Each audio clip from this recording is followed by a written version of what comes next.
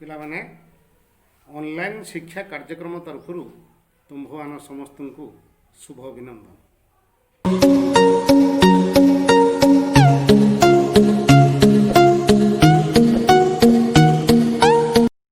ଏ ଯେଉଁ ଅନଲାଇନ୍ ଶିକ୍ଷା କାର୍ଯ୍ୟକ୍ରମ ଚାଲିଛି ତୁମମାନେ ସବୁ ପଢ଼ାପଢ଼ି କରୁଛ ନା ନାହିଁ? ଦେଖୁଥିବ ବିଭିନ୍ନ ବିଷୟ ସବୁ ସାର୍ମାନେ ପଢ଼ାଉଛନ୍ତି, ତୁମମାନେ ଲକ୍ଷ୍ୟ କରୁଥିବ। ମୁଁ ମଧ୍ୟ ବିଭିନ୍ନ ବିଷୟ ପଢ଼ାଉଛି, ତାକୁ ୟୁଟ୍ୟୁବ୍ର ଫେସବୁକ୍ର ମୁଁ ଛାଡ଼ୁଛି। ତା ଲେଖୁଥିବ, ତୁମେମାନେ ମଧ୍ୟ ଲେଖୁଥିବ। ଯଦି ତୁମକୁ ଭଲ ଲାଗୁଥାଏ ତାକୁ ସେୟାର କରିବ, ସବସ୍କ୍ରାଇବ୍ କରିବ, ଜଣାଇବ। ଗତକାଲି ଘଟଣା ଗୋଟେ କହୁଛି ଶୁଣ।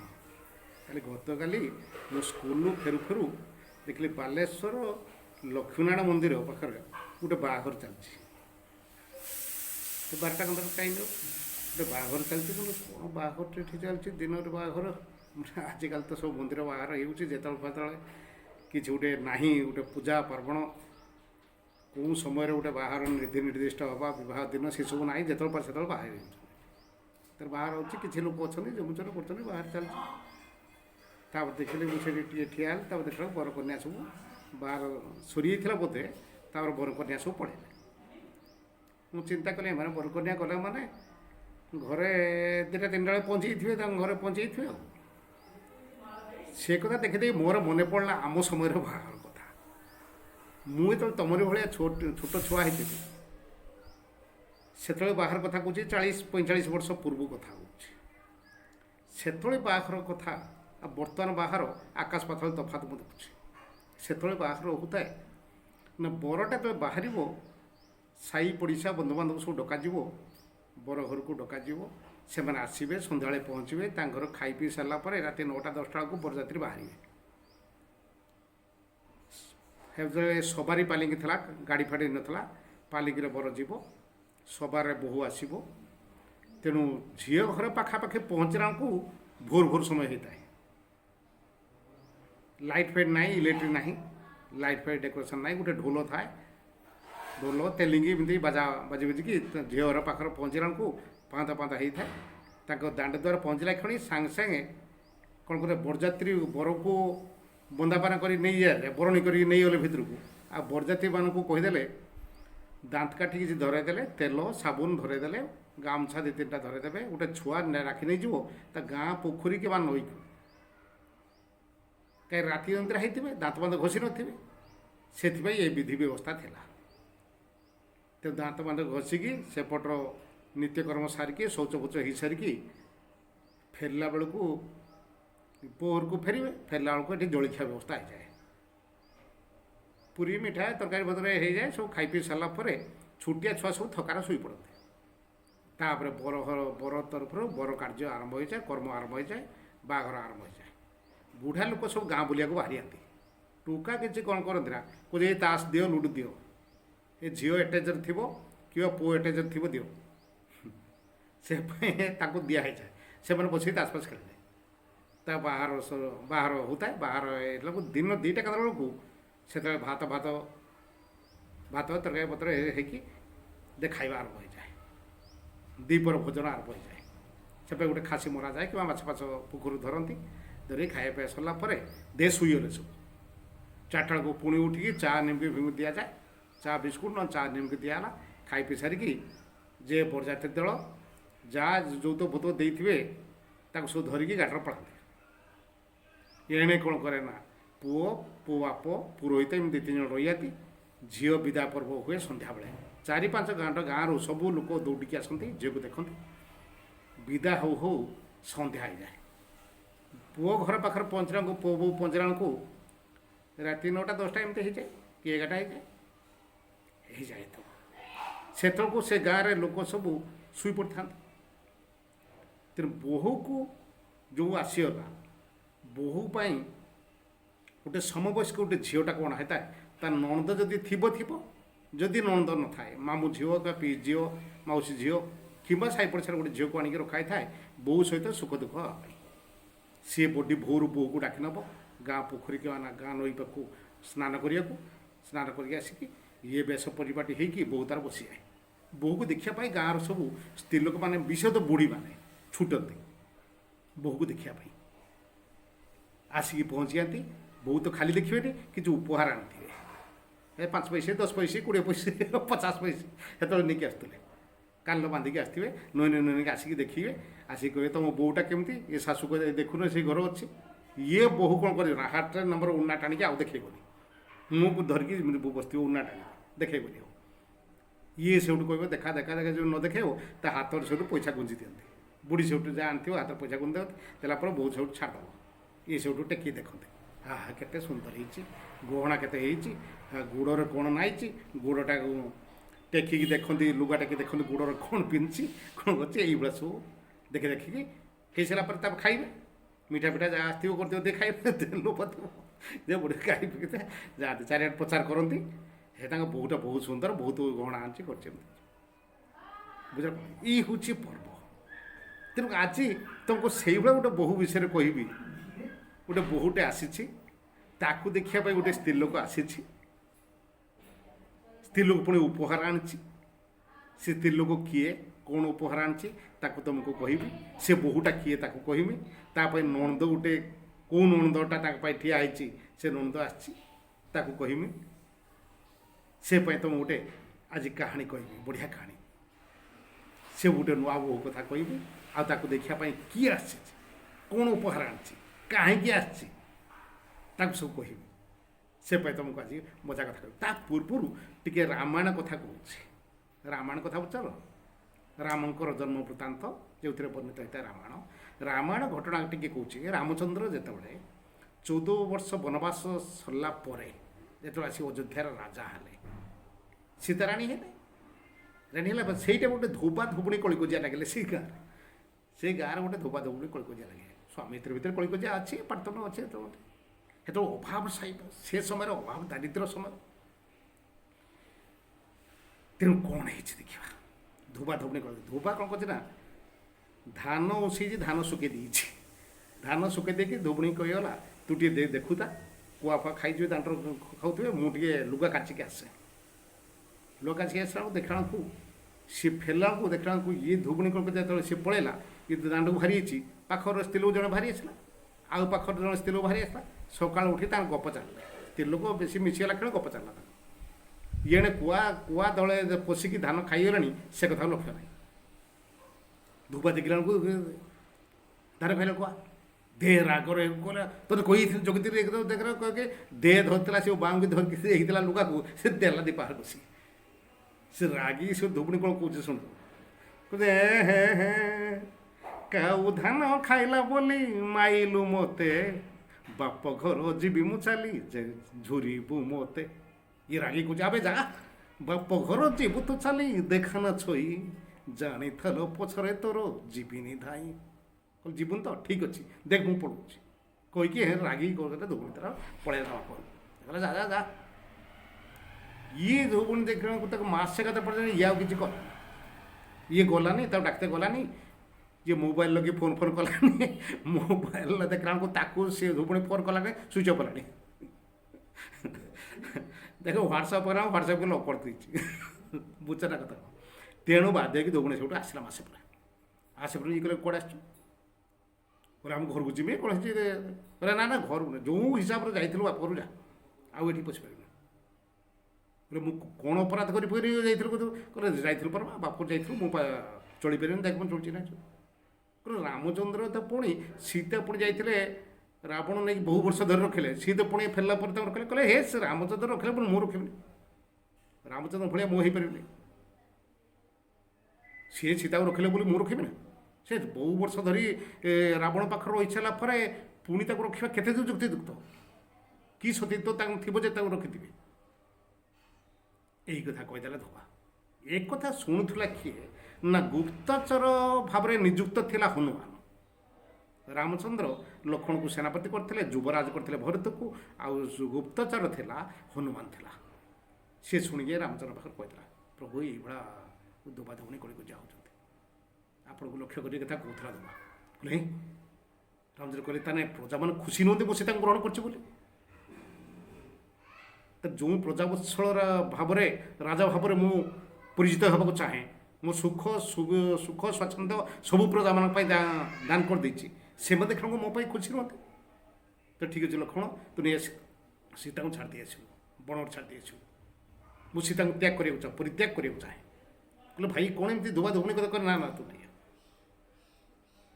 ତୁ ନେଇଯା, ଗୋଟେ କାମ କରିବୁ, ବାଲ୍ମୀକି ଆଶ୍ରମ ପାଖରେ ଛାଡ଼ି ଦେଇ ଆସିବୁ, ଛାଡ଼ି ଦେଇ ପଳେଇ ଆସିବୁ। ମୁଁ ତାକୁ ରଖିବାକୁ ଚାହେଁନି। ପ୍ରଜାମାନେ ଜାଣନ୍ତୁ ଯେ ପ୍ରଜାମାନଙ୍କ କଥାକୁ ସମ୍ମାନ ଦେଇକି ମୁଁ କେମିତି ନିଜ ସ୍ତ୍ରୀକି ମଧ୍ୟ ତ୍ୟାଗ କରିପାରେ।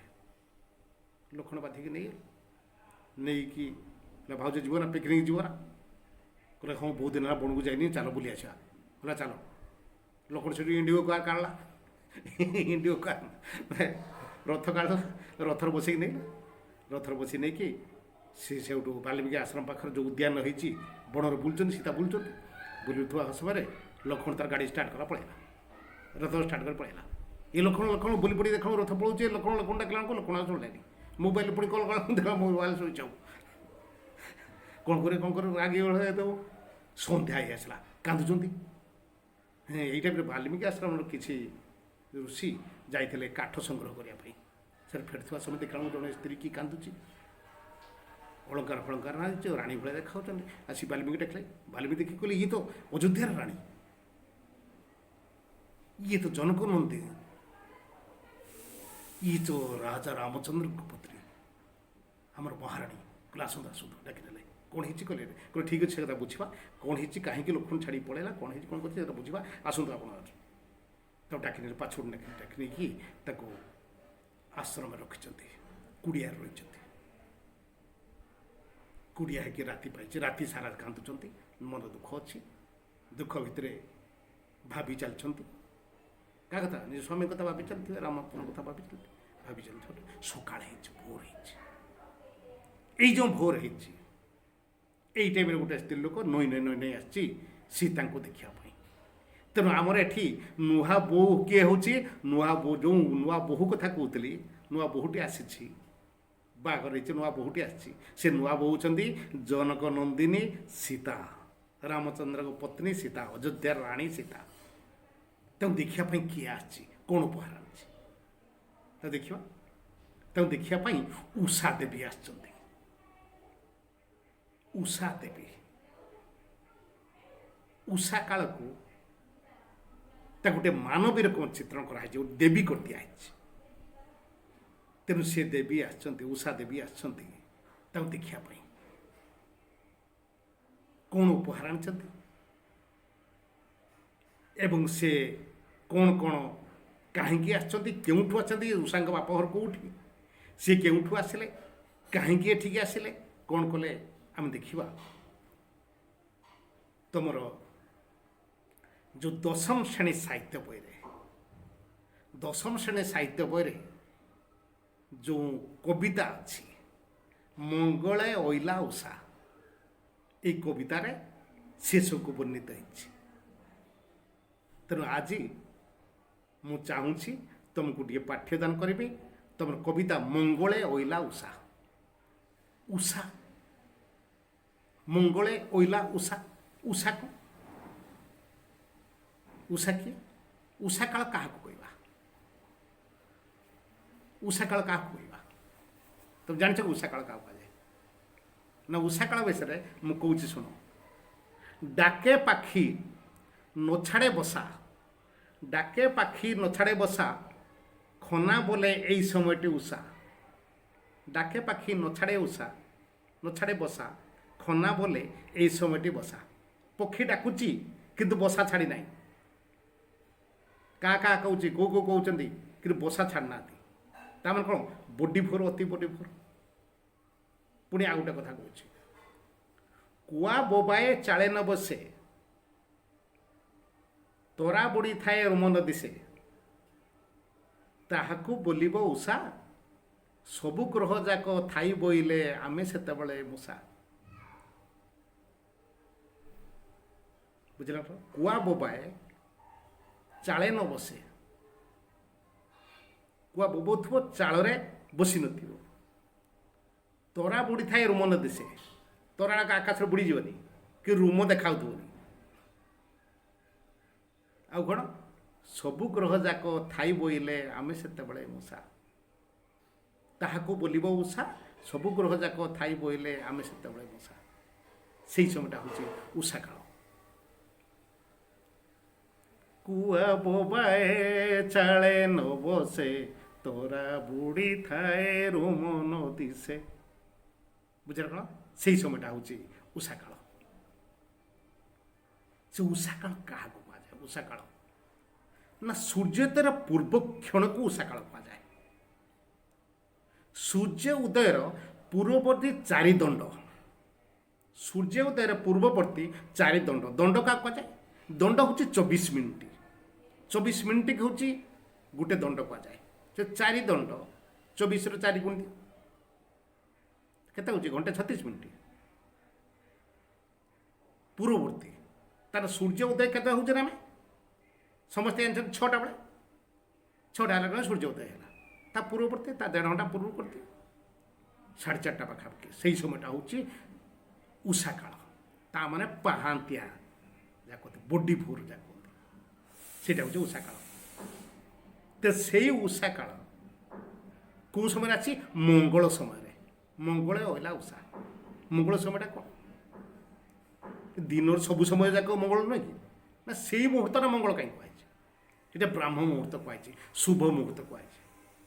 ଆମର ପାଞ୍ଜି ଦେଖିତେ ଗଲେ ଆମର ପାଞ୍ଜି ଦେଖିଦେବା 8:45 ଗତେ ଅମୃତ ବେଳା, 10:45 କତରୁ ମହେନ୍ଦ୍ର ବେଳା, କାଳ ବେଳା ସବୁ ଅଛି। କିନ୍ତୁ ମଙ୍ଗଳ ବେଳା କ'ଣ ଲେଖା ହେଇଛି? ମଙ୍ଗଳ ବେଳା କାହିଁ ଲେଖା ହେଇଛି? ନା ସବୁ ଲୋକଙ୍କ ପାଇଁ, ସବୁ ଲୋକଙ୍କ ପାଇଁ ଏ ସମୟଟା ହେଉଛି ମଙ୍ଗଳକାରକ। କାହିଁକି ନା ଗତ ରାତିରେ ବା ଗତ ଦିନର ଦୁଃଖ ଦାରିଦ୍ର୍ୟ କଳି ଝଗଡ଼ା ଅଶାନ୍ତି ସବୁକିଛି ଶୋଇ ସାରିଲା ପରେ ସବୁଗୁଡ଼ାକ ଦୂର ହୋଇଯାଏ। ରାତିରେ ଆମେ ଯେତେବେଳେ ଶଯ୍ୟା ଗ୍ରହଣ କରୁ, ଶଯ୍ୟା ଗ୍ରହଣ ପରେ ଆମ ସବୁଗୁଡ଼ାକ ଦୁଃଖ ଗୁଡ଼ାକ ସବୁ ଚାଲିଯାଏ। ସକାଳୁ ମନ ପ୍ରଶାନ୍ତି ହେଇଥାଏ, ନୂତନ ଆଲୋକରେ ମନ ଉଦ୍ଭାସିତ ହୋଇଥାଏ, ମନ ଦୁଶ୍ଚିନ୍ତା ଥାଏନି, ସକାଳେ ଖରାର ତେଜ ଥାଏନି, ଅନ୍ଧକାର ନଥାଏ, ସବୁ ଦୂରୀଭୂତ ହେଇଥାଏ। ସିରି ସିରି ପବନ ବହୁଥାଏ, ସମୀରଣ ସିରି ସିରି ସମୀରଣ ବହୁଥିବ, ମନ ଆନନ୍ଦରେ ଏତ ପରିଥିବ। ତେଣୁ ସେଇ ସମୟ ଯାଉଛି ବ୍ରାହ୍ମ ମୁହୂର୍ତ୍ତ, ମଙ୍ଗଳ ସମୟ। ତେଣୁ ସେଇ ମଙ୍ଗଳ ସମୟ, ସେଇ ବ୍ରାହ୍ମ ମୁହୂର୍ତ୍ତରେ ଉଷା ଦେବୀ ଆସିଛନ୍ତି ସୀତାଙ୍କୁ ଦର୍ଶନ କରିବା ପାଇଁ। ବୁଝିଲ ବାପା? କି ଆସିଲା? ଉଷା ଦେବୀ। ଉଷାକୁ, ଉଷା କାଳକୁ ଗୋଟେ ଦେବୀ ଭାବରେ ଚିତ୍ରଣ କରିଦିଆଯାଇଛନ୍ତି। ବୁଝଟା କଥା। ତେଣୁ ସେଇଟା ମଙ୍ଗଳା ବୋଲେ ଉଷା ତୁମର ସାହିତ୍ୟ ସିନ୍ଧୁ, ଏ ଦେଖ ସାହିତ୍ୟ ସିନ୍ଧୁ ବହିରେ ତୁମର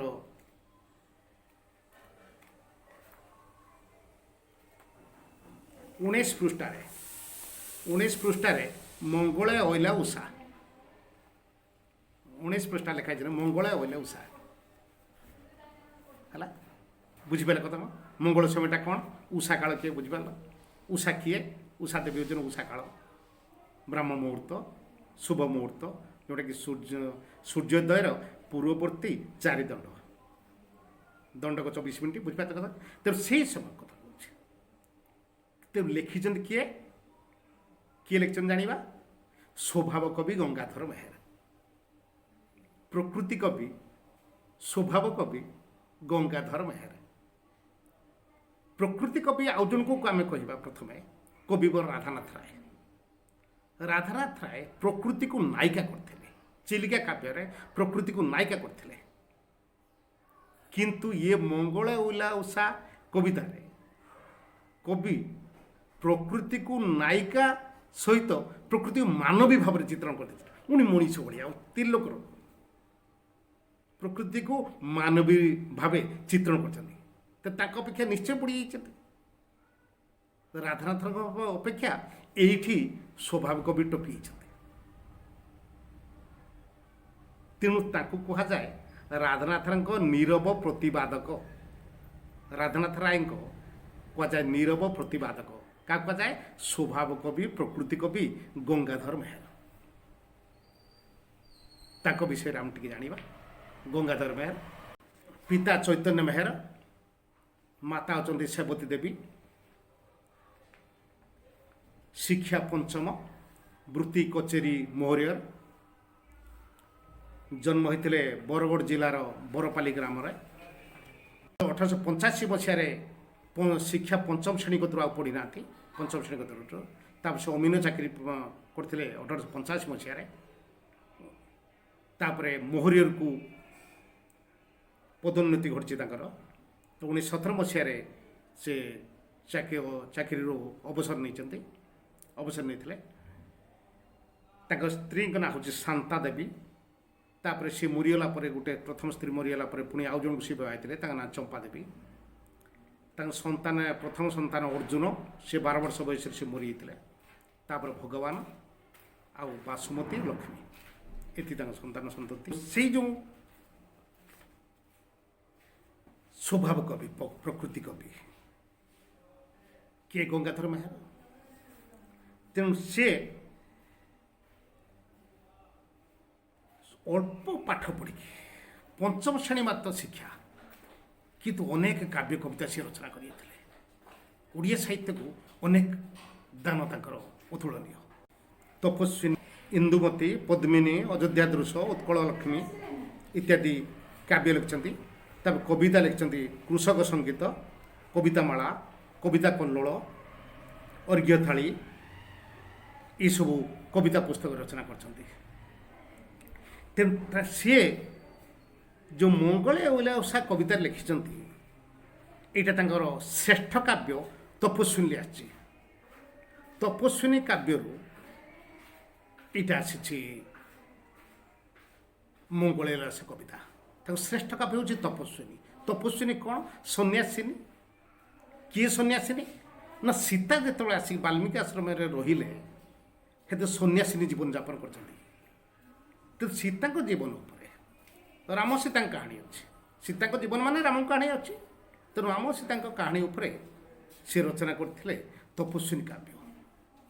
ଏ ତପସ୍ୱିନୀ କାବ୍ୟର 11ଟା ସ୍ୱର୍ଗ ଅଛି।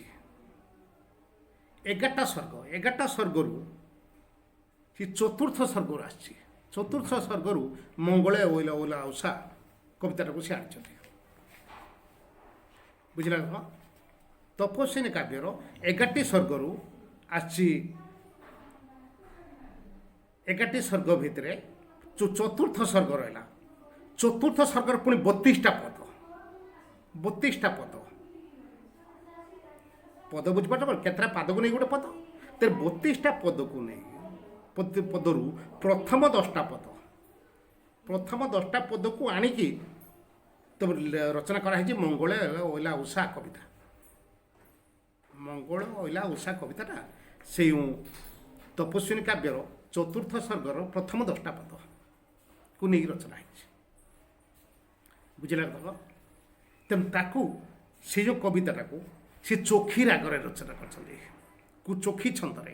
ଚୋଖୀ ରାଗ କ'ଣ? 4 ପାଦରେ 1 ପଦ, ପ୍ରଥମ 2 ପାଦ 29 ଅକ୍ଷର, ତୃତୀୟ ପାଦ 9 ଅକ୍ଷର, ଚତୁର୍ଥ ପାଦ 13 ଅକ୍ଷର। ଏଇ ଯେଉଁ ଚୋଖୀ ଛନ୍ଦରେ ରଚନା ହେଇଛି ଏ ଯେଉଁ ମଙ୍ଗଳେ ଅଇଲା ଉଷା କବିତା। ମୁଁ କବିଙ୍କ ଜୀବନୀ ଉପରେ, କବିଙ୍କ ଜୀବନକୁ ନେଇକି ସେ ଚୋଖୀ ଛନ୍ଦରେ 2 ପଦ ଗାଉଛି। କବିଙ୍କୁ ନେଇକି, କବିଙ୍କ କୃତିକୁ ନେଇକି ଚୋଖୀ ଛନ୍ଦରେ 2 ପଦ ମୁଁ ଗାଉଛି। ତାଙ୍କ ଜୀବନୀ ବିଷୟରେ ଜାଣିଦେବ। ଗାଇବି? ଗାଉଛି। ରଙ୍ଗା ଜୀବ ଗଙ୍ଗାଧର, ସ୍ୱଭାବ କବି ମୋହର, 1862 ନେଲେ ଜନମ, 1924 ସାଲ ଏପ୍ରିଲ 4 ତାରିଖ, ସ୍ୱାଭିମାନୀ ଗଲେ ଚାଲି ଛାଡ଼ି ଏ ଦାମ, ବରଗଡ଼ ବରପାଲିରେ, ଚୈତନ୍ୟ ସେବତୀ ପୁତ୍ର ଧନ୍ୟ ମହିରେ। ରଙ୍ଗାଜୀବ ଗଙ୍ଗାଧର, ସ୍ୱଭାବ କବି ମୋହର, 1862 ନେଲେ ଜନ୍ମ। ତେଣୁ ଜନ୍ମ କେବେ ହେଇଥିଲେ? ଅଗଷ୍ଟ 9 ତାରିଖ 1862 ମସିହା। ବାପାଙ୍କ ନାଁ ଚୈତନ୍ୟ ମେହେର, ମା ନାଁ ହେଉଛି ସେବତୀ ଦେବୀ। ପୁଣି ତା ମୃତ୍ୟୁ କେବେ ହେଲା? 1924 ଏପ୍ରିଲ 4 ତାରିଖ, ଚୈତ୍ର ଅମାବାସ୍ୟାରେ। ଚୈତ୍ର ଅମାବାସ୍ୟାରେ ସେ ମରିଯାଇଥିଲେ ଏପ୍ରିଲ 4 ତାରିଖ 1924।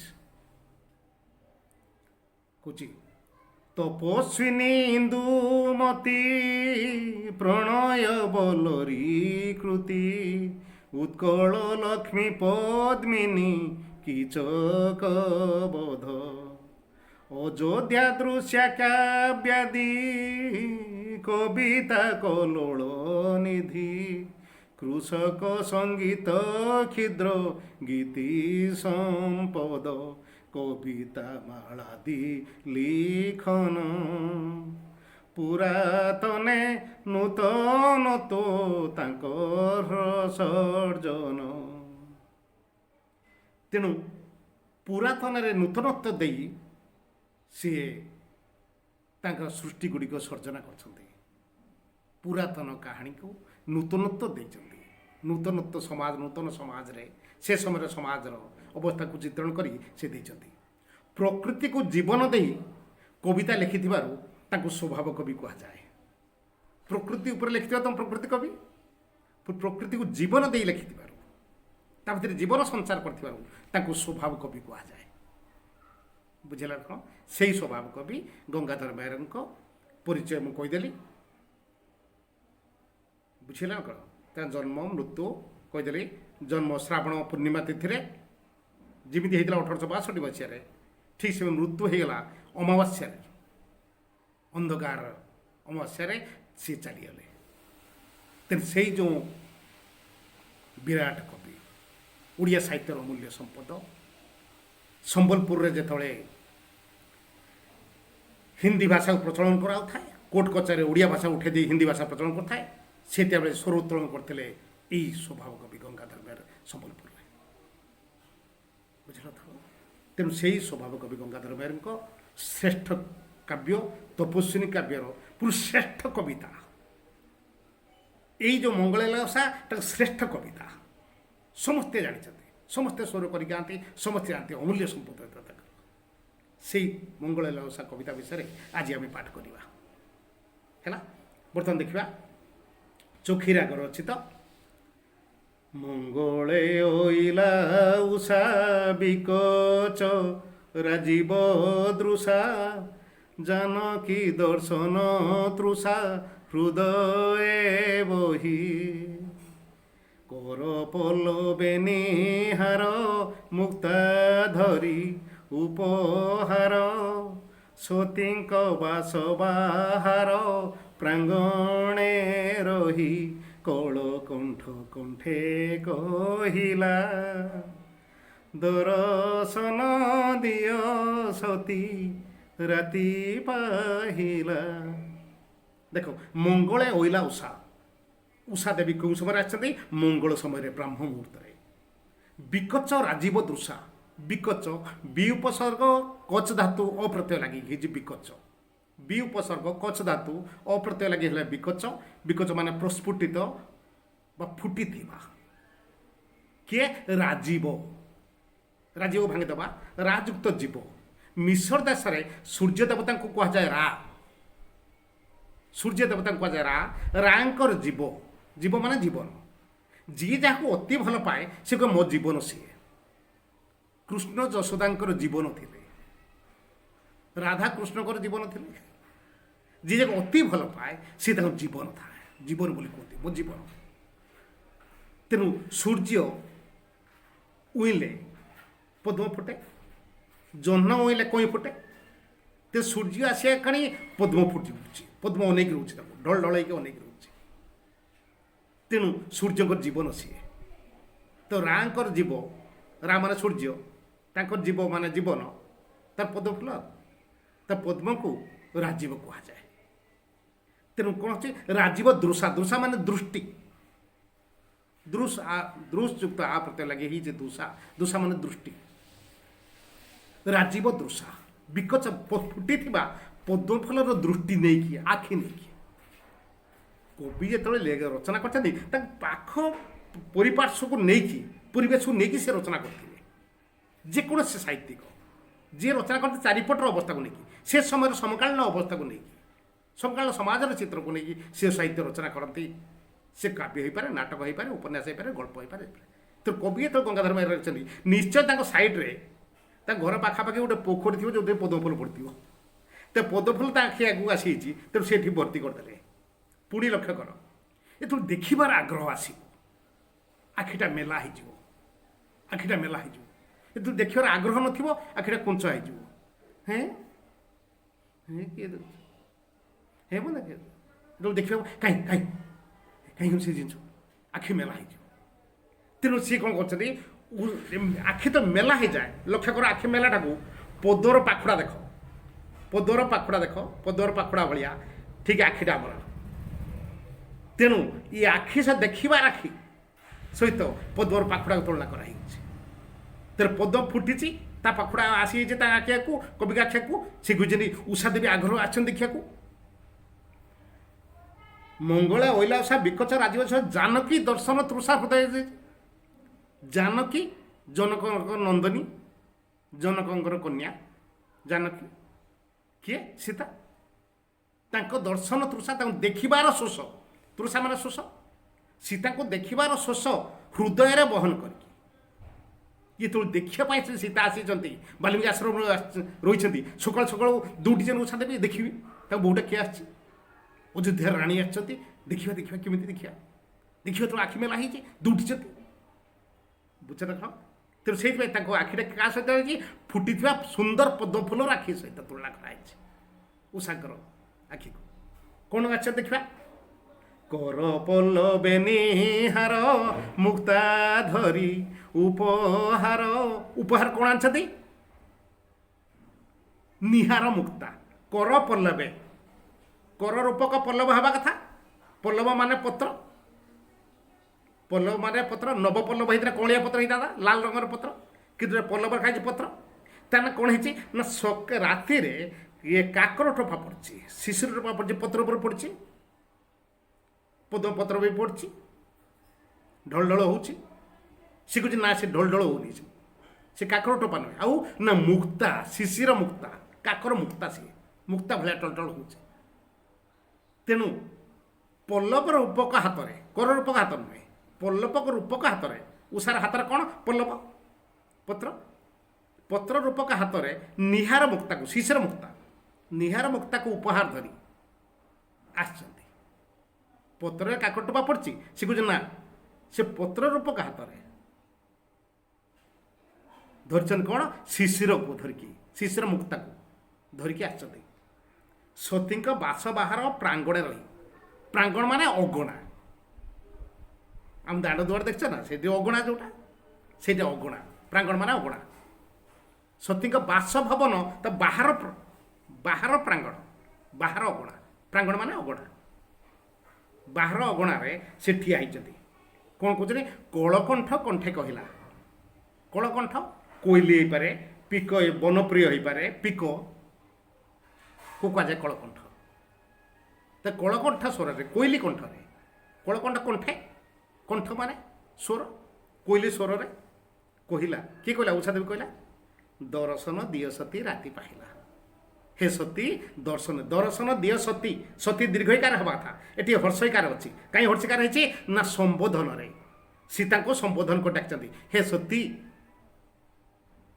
सती संबोधन रे हर्षकार हम दर्शन दिय सती राति पाइला दर्शन दिय सती राति पाइला किए कहते उषा देवी उषा देवी स्वर किपरि कलकंठ परी उषा देवी केउठी आइतले सीता बास बाहर प्रांगण रे उषा देवी हाथ कौटी ना पत्र सहित समान कौन उपहार आनी निहार मुक्ता उषा देवी दृष्टि किपरि विकच राजीव दूषा परी विकसित प्रस्फुटित पद्म फूलर आखि परी बुझेगा कथा कौन तापर नेक्स्ट देखा अरुण कषाय बास कुसुम कांति विकास प्रशांत रूप विश्वास दियंती मने केउ जोगेश्वरी आसी मधुर भाषे आसोची डाकुछंती दुख राची उपशमने देवा पाई नव जीवन स्वर्ग की ओह्लाइछंती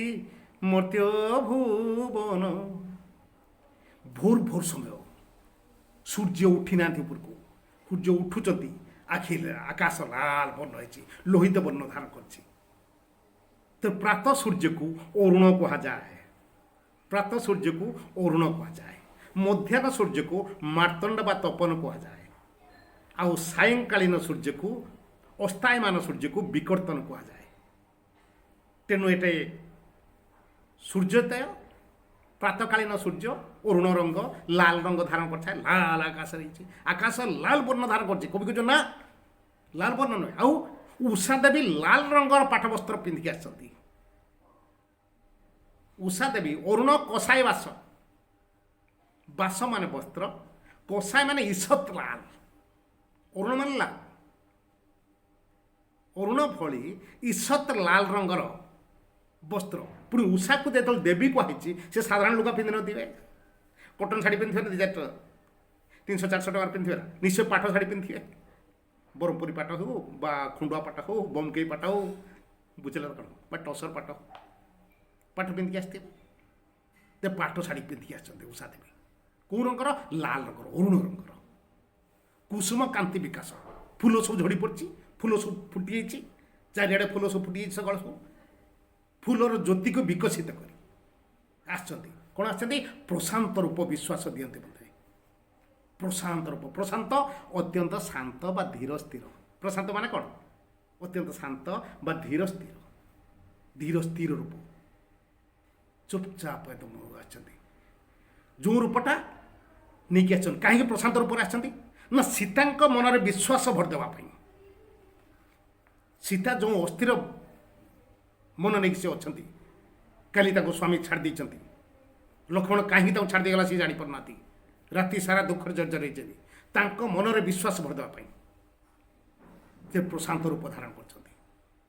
कौ रूप आछे गोटे सन्यासिनी बेश क्यों जोगेश्वरी अच्छी, जोगेश्वरी सन्यासिनी बा तपस्विनी, तपस्विनी बेश वाल्मीकि आश्रम को गोटे तपस्विनी आसो बा सन्यासिनी आसो।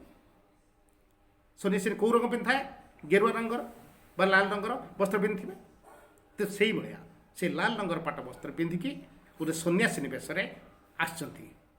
किए उषा देवी। उषा देवी क्यों बेश आसते? जोगेश्वरी रूप से। क्यों रूप से? जोगेश्वरी बुझे कौन अच्छे मधुर भाषा आसूची, जो भाषा से कहते मधुर, मधुर भाषा, सुंदर भाषा, मीठा भाषा, आश्वासना दौले, आश्वासना देवाई सीता को आश्वासन दुख को दूर करने मन जो अशांति होती दुख दूर करने मधुर भाषा से प्रयोग कर। मधुर भाषा सीता को आश्वासन देवाई, मीठा मीठा कथा कही आश्वासन देवाई दुख लाभ करने से आसती डाकुंट दुख राशि उपशम नहीं। सीता को डाकुंट जमी दुख सीता दुख राशि उपशम कमिज, उपशमन कमिज, उपशमन उपशमने कमिज घुंची जा दूर हो बुझ लाघव हो ह्रास हो सीता मन दुखटा को दुख राशि जिते राशि माने समस्त जिते दुख पुंजीभूत दुख को उपशमन हो बुझे तक देवाई नवजीवन शोक किए ओह्लाई मर्त्यवन देवाई नवजीवन क्या नवजीवन देवाई सीता को नवजीवन देवाई। उषा देवी कहीं आसते? उषा देवी कौटू आछंती? स्वर्ग कौटू आछंती? मृत्यु को कहीं आछंती? मृत्यु कहीं आछंती? सीता को नवजीवन देवाई। सीता को नुआपुर जीवन को ना सी अयोध्यार राणी जनक राजा झी अति अली अड़े बढ़ती सुखरे बढ़ी आछंती। राति केतବେଳେ ଶୁଅନ୍ତି ରାତି 12ଟା 1ଟା ବେଳେ ମୋବାଇଲ ଦେଖୁ ଦେଖୁ ବା ଟିଭିରେ ଅଳଙ୍କାର ଦେଖୁ ଦେଖୁ ବା ଷ୍ଟାର ପ୍ଲସ୍ ବା ତୁମର ବିଭିନ୍ନ ସିରିଏଲ ଦେଖୁ ଦେଖୁ ଶୁଅନ୍ତି କେତେବେଳେ ଲେଟ୍ ହେଇଯାଏ ଉଠନ୍ତି ମୋତେ late to bed late to rise ବୁଝିଲ କ'ଣ early to bed early to rise ତେଣୁ ଲେଟ୍ରେ ଶୋଇଲା ବେଳେ ଲେଟ୍ରେ ଗୋଟେ ତେଣୁ ସିଏ ଲେଟ୍ରେ ଉଠୁଛନ୍ତି। କିନ୍ତୁ ବାଲ୍ମୀକି ଆଶ୍ରମ ଜୀବନ ହେଉଛି କ'ଣ ଶୃଙ୍ଖଳିତ ଜୀବନ ନୀତିନିଷ୍ଠ ଜୀବନ। एटे बॉडी भोर उठा पड़ो एटी वेदपाठ करा पड़ो एटी प्रार्थना गाया पड़ो व्यायाम करा पड़ो फूल तोड़ा पड़ो स्नान करा पड़ो तर्पण करा पड़ो ये सब जो सिस्टमेटिक ये जो श्रृंखलित जीवन वाल्मीकि आश्रम जीवन जोटा ये आश्रम जीवन सहित अभ्यस्ता नुहति सीता बुझे तो यही जो वाल्मीकि आश्रम विषय ये जो नूतन जीवन विषय देवाई नवजीवन ଏଇ ନୂଆ ଜୀବନ ତାଙ୍କୁ ଜଣେଇ ଦେବା ପାଇଁ ସେ ଆସିଛନ୍ତି। ଉଷା ଦେବୀ ଆସିଛନ୍ତି କେଉଁଠୁ? ସ୍ୱର୍ଗରୁ ଉଠି ଆସିଛନ୍ତି। ବୁଝିଲା କ'ଣ? ଉଷା ଦେବୀ କେଉଁ ରୂପରେ ଆସିଥିଲେ? ଯୋଗେଶ୍ୱରୀ ରୂପରେ। ତା ମୁଖର ରୂପ କେଉଁ ଥିଲା? ପ୍ରଶାନ୍ତ ରୂପ ଥିଲା। ପ୍ରଶାନ୍ତ ରୂପ କାହିଁକି ଆସିଥିଲେ? ସୀତାଙ୍କ ଦୁଃଖ ରାଶିକୁ ଉପଶମନ କରିବା ପାଇଁ। ସେ କେଉଁ ରୂପ କେଉଁଥିପାଇଁ ସ୍ୱର୍ଗରୁ ଆସିଥିଲେ? କେଉଁଠୁ ଆସିଥିଲେ? ସ୍ୱର୍ଗରୁ ଆସିଥିଲେ। କେଉଁଠିକି ଆସିଥିଲେ? ମୂର୍ତ୍ତିକୁ। କାହିଁକି ଆସିଥିଲେ? ନା ସୀତାଙ୍କୁ ନବଜୀବନ ଦେବା ପାଇଁ। ବୁଝିଲା ତ? କେଉଁ ବସ୍ତ୍ର ପିନ୍ଧିଥିଲେ? ଅରୁଣ ରଙ୍ଗର ବା ଲାଲ ରଙ୍ଗର ପାଟ ବସ୍ତ୍ର। ବୁଝିଲା ତ? ଆର ପଦକୁ ଏ ପଦକୁ ମିଶାଇ ଦେଇକି ପୁରା ଲେଖିଦେବ। ଉଷା ଦେବୀ ବାଲ୍ମୀକି ଆଶ୍ରମ କାହିଁ ଥିଲେ? ସୀତାଙ୍କୁ ଦେଖିବା ପାଇଁ। ଏଠି ଆସିଥିଲେ ସୀତାଙ୍କୁ ନବଜୀବନ ଦେବା ପାଇଁ। କିନ୍ତୁ ବାଲ୍ମୀକି ଆଶ୍ରମ ଯାଇଛନ୍ତି ଯେତେବେଳେ ସୀତାଙ୍କୁ ଦର୍ଶନ ପାଇଁ ଉପହାର ନେଇଛନ୍ତି ଶିଶୁର ରୂପ କଥା। ବୁଝିଲାନି କଥା? ତାପରେ ଦେଖିବା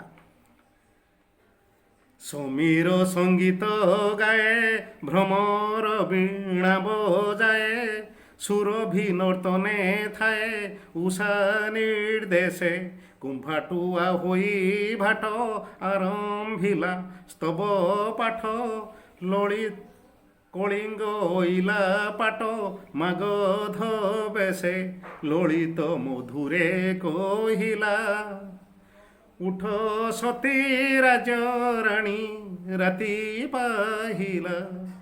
ଦେଖ ଉଷା ଦେବୀ ଜାଣିଛନ୍ତି ଇଏ ହେଉଛନ୍ତି ଅଯୋଧ୍ୟାର ରାଣୀ। ତେଣୁ ତାଙ୍କୁ ସମ୍ମାନ ଦେଇତେ ପଡ଼ିବ। ତାଙ୍କୁ ଅସମ୍ମାନ କରିବାନି ଆମେ। ପୁଣି ସେ ନିଦ୍ରା ଯାଇଛନ୍ତି। ଆମେ ଧଡ଼ ଧଡ଼ କବାଟ ଧଡ଼ ଧଡ଼ କରିକି ତାକୁ ଡାକିବାନି ଉଠ ଉଠ ଉଠ ଉଠ ଉଠ ସକାଳେ ହେଲା ଉଠ ସେମିତି କହିବାନି। ତାଙ୍କୁ ଡିଷ୍ଟର୍ବ ତାଙ୍କୁ ସମ୍ମାନ ଦେଇତେ ପଡ଼ିବ। ଅଯୋଧ୍ୟା ରାଣୀକୁ ସସମ୍ମାନେ ସିଏ ତାଙ୍କୁ ଡାକିବା ପାଇଁ କହିଛନ୍ତି। ଥରେ ଡାକିଦେଲେ କଳକଣ୍ଠ ସ୍ୱରରେ ଥରେ ଡାକିଲେ ଦର୍ଶନ ଦିଅ ସତୀ ରାତି ପାଇଲା। ଦେଖାଣୁ ସୀତା ଉଠି ନାହାନ୍ତି। ତେଣୁ ସିଏ ଆଉ କିଛି ଡିଷ୍ଟର୍ବ କଲେ ନାହିଁ। ତେଣୁ କ'ଣ କଲେ? ସେ ସମୀରକୁ ପବନକୁ ନିର୍ଦ୍ଦେଶ ଦେଲେ ତୁ ଗୀତ ଗା। ସମୀର ସଙ୍ଗୀତ ଗାଇଲା।